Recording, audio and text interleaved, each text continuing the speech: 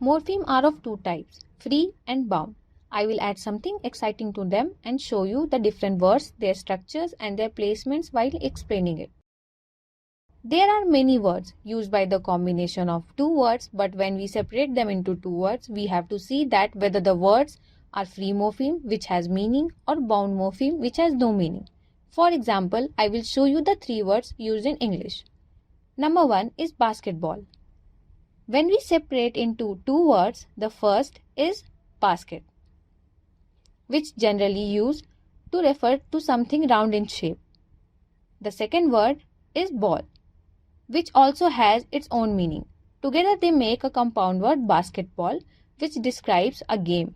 Both words are independently a free morpheme. Second, teacher, whose sign is this.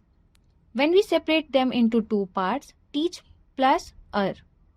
Teach means to teach and instruct someone, which is a free morpheme, and er does not has any meaning, so it's a bound morpheme.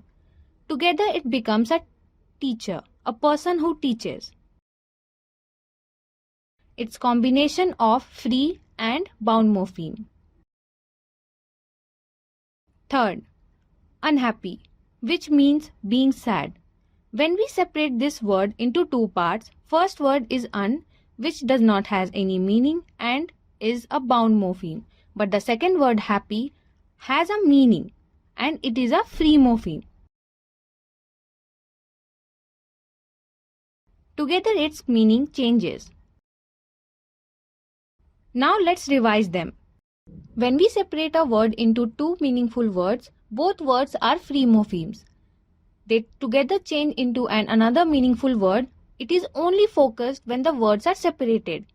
A word with two parts beginning with a free morpheme and then with a bound morpheme, or vice versa, together becomes a meaningful word. The replacement of words in these types are possible. To summarize, all of these are morphemes that have two parts, a free morpheme and a bound morpheme. I think now your concept will be clear. Earlier, I provided you with some example of morphemes used in English language. Sign language on a global scale follows the same pattern and also has its own type. Each part of sign language has its own meaning, similar to spoken language. In case of ISL, it also consists of distinct components. It consists of three parts. Number 1, compounding. Number 2, initialized sign. Number 3, fingerspell sign. Now I will explain them to you in detail.